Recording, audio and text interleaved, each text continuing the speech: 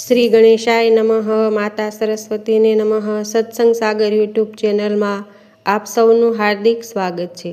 આજે આપણે આ વિડીયોમાં સાંભળીશું પવિત્ર પુરુષોત્તમ માસની અમીધારા. માનબાઈ પાનબાઈની વાર્તા. એક નગર હતું. નગરમાં માનબાઈ અને પાનબાઈ નામની બે સહેલી રહે. એવામાં અધિક માસ આવ્યો છે. પાનબાઈ માનબાઈને કહે, બહેન, કાલથી અધિક માસ બેસે છે, એટલે આવા પાવન પવિત્ર પુરુષોત્તમ માસનું વ્રત કરીએ. અધિક માસ આખોય વહેલા ઉઠી નદીએ નાહવા જઈશું. કાંઠા ગોરમાની પૂજા કરીશું. ભગવાનના ગીતડા ગાઈશું અને એકટાણા કરીશું. માટે તું પણ મારી સાથે અધિક માસ નાહવાનું નિયમ લે. ખૂબ આનંદ થશે. વળી ભગવાનની આપણા ઉપર કૃપા થશે. માનબાઈ કહે, બહુ સારું, સવારે તને કહીશ. પાનબાઈ તો હરખાતી ઘેર ગઈ છે. માનબાઈ મનમાં બબડતી ભગડતી, ના જોઈ હોય મોટી, એ વળી શું? રોજ સવારના વહેલા ઉઠવાનું ને નદીમાં નાહવાનું, પૂજા કરવાના, ધતિંગ કરવાના ને વળી અમથું અગડમ બગડમ બ્રાહ્મણ બોલે એટલે પૈસો આપવાનો, એવું વળી કોણે કીધું? આમ રોજ પૈસા આપીએ તો રાજાની તિજોરીઓ ખાલી થઈ જાય. વળી છતે ધાને ભૂખ્યો રહેવાનું, એવું તે કદી વ્રત કરવાનું હોય? ના ભાઈ ના, મારે એવો ક્યાં મોખ છે. પાનબાઈ તો વહેલા ઉઠીને માનબાઈના ઘરે આવ્યા. માનબાઈને કહે, ચાલ બહેન, આજથી અધિક માસ નાહવાનું છે, માટે ઝટ તૈયાર થઈ ચાલ.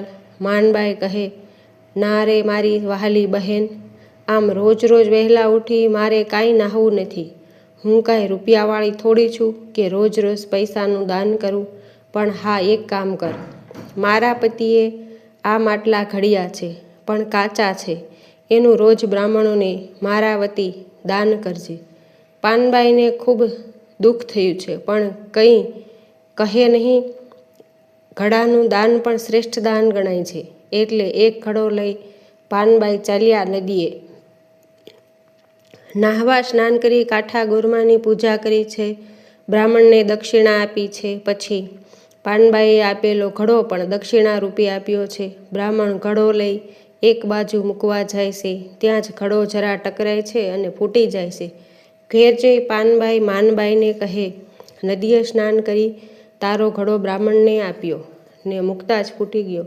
સાંભળતા જ માનબાઈ કહે, બુન, એના ભાગ્યમાં નહીં હોય, તે ફૂટી ગયો, એમાં માનબાઈ શું કરે? આમ 30 દિવસ પાનબાઈ શ્રદ્ધા અને ભક્તિભાવથી અધિક માસ નહાય છે, એકટાણા કરે છે, કાંઠા ગોરમાની પૂજા કરે છે. માનબાઈના ઘડાનું રોજ દાન કરે છે. આમ અધિક માસ પૂરો થાય. પાનબાઈએ ઉજવણું કરવાનું નક્કી કરી નોતરા દેવા નીકળ્યા છે. માનબાઈને ઘેર આવી કહે, માનબાઈ, આજ તો ઉજવણાનો રૂડો અવસર છે. તમે પણ ઉજવણું કરો. તમારા પતિ ઘણું મૂકીને ગયા છે. હું પણ આજે ઉજવણું કરવા નોતરા દેવા નીકળી છું. પ્રભુનો પ્રસાદ લેવા આવજો. પાનબાઈના ગયા પછી માનબાઈ એકલી બબડે છે. પતિ મૂકીને ગયો હોય એટલે શું આમ લૂંટી દેવાનું? બ્રાહ્મણો તો ખાઈને પેટે હાથ ફેરવીને ઘેર જશે, પણ એટલું ધન આપણું વપરાઈ જાય. ઘડપણમાં આપણી સામે કોણ જોવાનું હતું? ના રે બાઈ, મારે એવો ક્યાં મોખ છે. આમ પાનબાઈએ તો સંપત પ્રમાણે ઉજવણું કર્યું છે. માનબાઈને થયું, લાવને, મારે હું તે એક બ્રાહ્મણ જમાડું અને થોડુંક દાન કરું. આમ કરી બ્રાહ્મણને બોલાવી લાવ્યા છે. પછી એના પતિના વખતનું એક મરિયલ ગધેડો મરવાને વાંકે જીવતો હતો, તેને લઈ આવી બ્રાહ્મણને કહે, લ્યો મહારાજ, પૂજા કરી મને સંકલ્પ લેવડાવો. ગાયની તો સંપત નથી, પરંતુ આ ગધેડો તમને દાનમાં આપું છું, એનો સ્વીકાર કરો.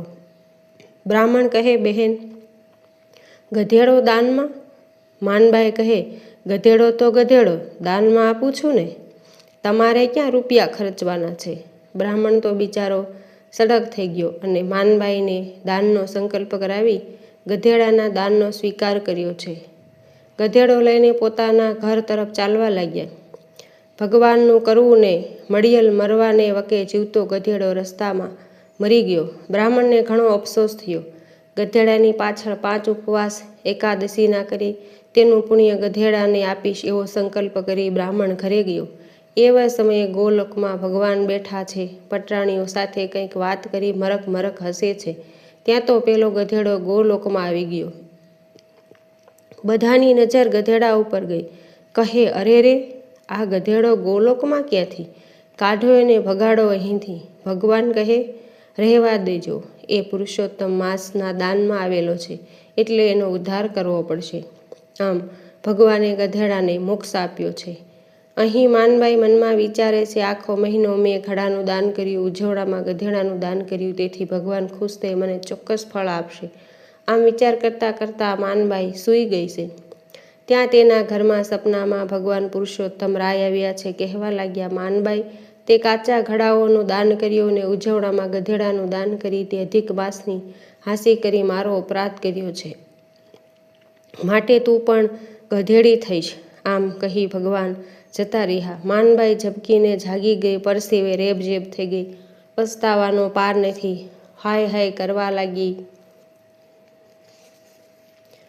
રોકડ કકડ કરવા લાગી, કપાળ ફૂટવા લાગી છે. પણ ભગવાનનું કહેલું કાંઈ મિથ્યા થાય? સવારના ગામ આખાને ખબર પડી ગઈ કે પુરુષોત્તમ ભગવાનનો અપરાધ કરવાની માનબાઈ ગધેડી થઈ ગઈ.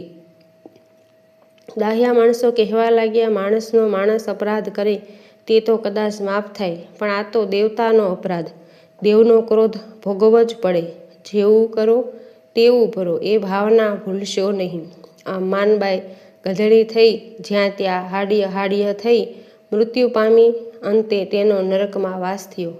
હે ભગવાન પુરુષોત્તમ રાય, જેવા માનબાઈને રૂઠ્યા એવા કોઈને રૂઠશો નહીં. ભગવાનને યાદ રાખવા અને સેવા કરવી, આ બે વાતોથી જ મનુષ્યતા સિદ્ધ થાય છે. મનુષ્ય શરીર મળી ગયું પણ પરમાત્માની પ્રાપ્તિ નહીં, તો આ બહુ મોટા શોક ને દુઃખની